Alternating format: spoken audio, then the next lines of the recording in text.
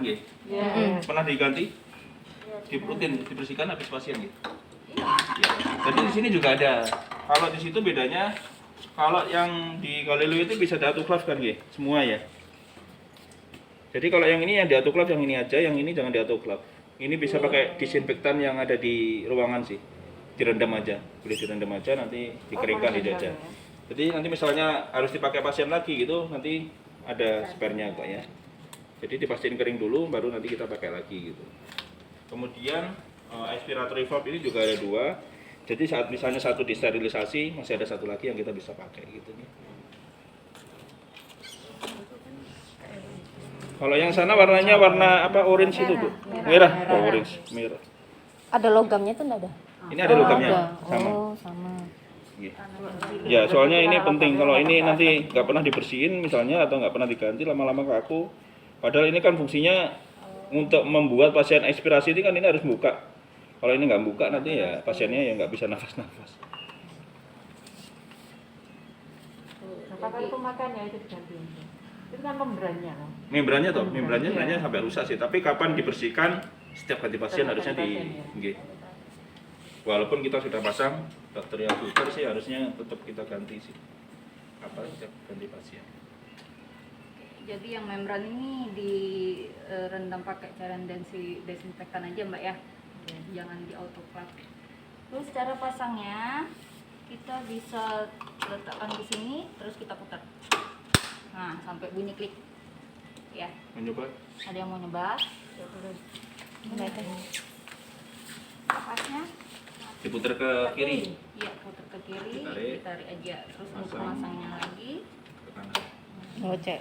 Salah satu misalnya nanti kita kalibrasi full sensor sudah kita ganti baru tapi kok nggak lolos gitu. Coba nanti kita perbaiki, kadang dia nggak tepat posisinya, kadang juga bisa sih. Atau kalau kita diagnose itu kok masih dia nggak lolos, bisa jadi karena salah satunya di membran ini sih. Valve-nya mungkin bisa jadi kurang kunci atau apa bisa jadi. Iya, kalau ikut langsung ya, itu rada rumit. Enggak sih sebenarnya, Enggak. belum terbiasa aja mungkin. Nanti kalau sudah tiap hari dipegang. Iya. Oke, lanjut. Ada yang mau ditanya? Mau tanya ini dulu. Kalau nyalakan jadi untuk apa? Humidifier ini sedikit berbeda dengan yang Fisher & Paykel ya. Mungkin nggak sedikit tapi lumayan ya. Jadi pertama kita untuk ngelepasin. Jadi sebenarnya untuk kalau di Fisher & Paykel kan kita biasanya harus sterilkan chambernya itu kan, gitu kan? Kalau ini cara melepasnya chamber ini ditarik. Jadi ini kan ada warna putih ini. Kemudian ini ditahan, ditarik aja. Ini dilepas. Kalau untuk sterilisasinya. Jadi ini bisa semua disterilisasi nggak Bu? Kecuali flow sensor. Ya nggak boleh. Kemudian ini bisa dilepas. Ini ada 2 ini. Kalau sulit bisa di atas meja gitu nih. Jadi bisa dilepas ini. Tapi tolong nanti diingatkan ke bagian sterilisasi. Kadang di sana kan ada istilahnya kayak jet itu kan, pressure yang biasanya untuk bersihkan disemprot itu ya. Ini karena di sini ada membran. Ini jangan disemprot yang ini. Jadi cukup direndam aja, dikeringkan, tapi jangan yang sistem dia cucinya pakai yang semprot membran ini. Jadi sekeringnya aja. Nggih. Nanti boleh Cuma dipesan dilap aja ya. Dilap nggak oleh? Boleh dilap. Tapi pokoknya Kita jangan kayak apa disemprot. sih membrannya? Oh iki. Oke, jadi ini nanti ini sensor Bu. Jadi ini ada sensor. Ada kalau kita lihat di sini kan ada yang pendek, ada yang panjang.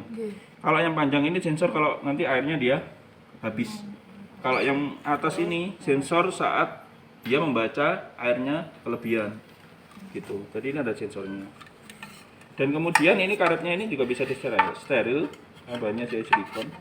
Tapi nanti kalau dia masang lagi, pastikan ini jangan dia melungker-melungker gitu nggih. Nanti soalnya bisa bocor. Jadi sesuaikan aja gini.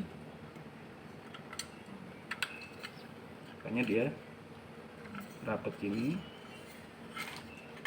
Sebenarnya hampir mirip sana sih. Kalau dia melungker nanti juga biasanya apa? Bocor nanti. Jadi ini didorong sampai masuk semua. Dipastikan ini kan belum masuk. Ya, karetnya masuk semua. Fungsinya biar dia nggak bocor.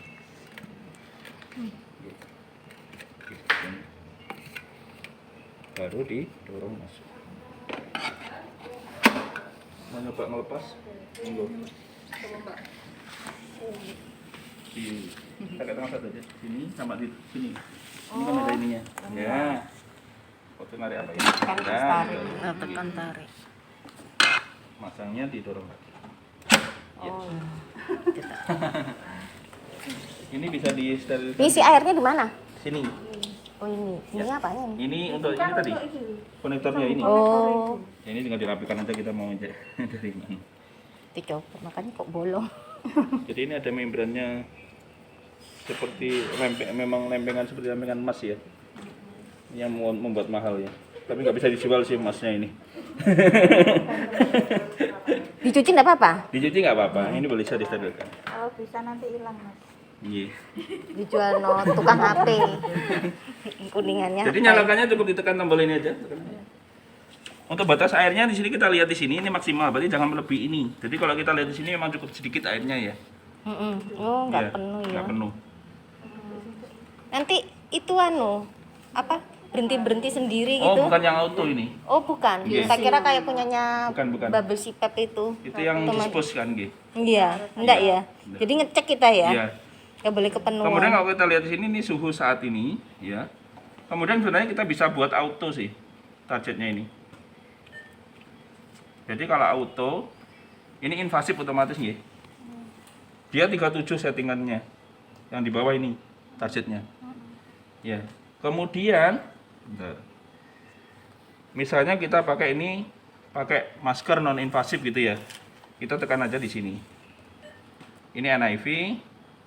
Ini high flow. Sebenarnya ini bisa untuk high fancy tapi opsional sih, ini nggak bisa yang ini. Jadi kita pilih. Oh, kalau invasif berarti. Kenapa? Tiga untuk FNC. High fancy C3 itu opsional, Bu. Standarnya belum dapat ya, Mbak ya? Yang basic belum. Ini yang basic. Jadi tinggal kita pilih aja pasiennya intubasi atau enggak gitu nggih. Tekan iji. Kemudian informasi apapun itu ada di bentar.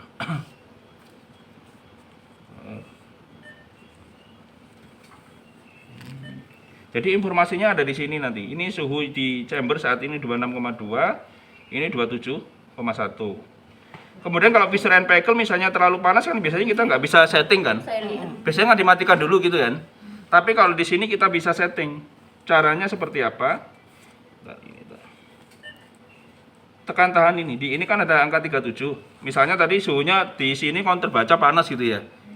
Jadi tekan tahan di sini. Baru kita geser. Misalnya terlalu panas ya kita turunkan aja suhunya. Kalau piston and pekel itu bedanya kita kan nggak bisa turunkan lagi suhunya kan. Mau nggak mau kan harus dimatikan misalnya 15 menit gitu ya. Kalau ini kita bisa masih mainin suhunya. Termasuk kelembapannya, misalnya terlalu over kondensasi, berarti kita turunkan aja sininya, yang atas kelembapannya. Ya tergantung ini ya, kalau mau kondensasi. Iya, batas normalnya. Jadi sebenarnya ini 3, kalau kita lihat di sini dia plus 3 nanti, yang di sini ini 37. Jadi kalau dia sebenarnya kalau nggak usah bingung sih, kalau misalnya kita mau bingung tekan aja auto, otomatis dia akan setting sendiri. Kalau terlalu panas akan turun. Iya, kalau terlalu panas nanti akan turun sendiri. Kalau nanti misalnya terlalu panas, coba tekan ini Bu. Kalau misalnya terlalu panas mau turunkan suhunya. Ini kan. Oke, tekan tahan dulu. Terus digeser aja. Ya, caranya seperti itu. Oke, tekan geser. Nanti kalau kembali lagi ya auto lagi. Autonya Dan kemudian misalnya ini dia bentar. Panas. panas. Udah mulai panas. 3 2. Itu ya panas. Ya. Misalnya ini udah nggak terlalu nancep dia akan alarm. Loh, ini artinya dia nggak pas. Jadi kita harus tancepin. Ini kuat. Ini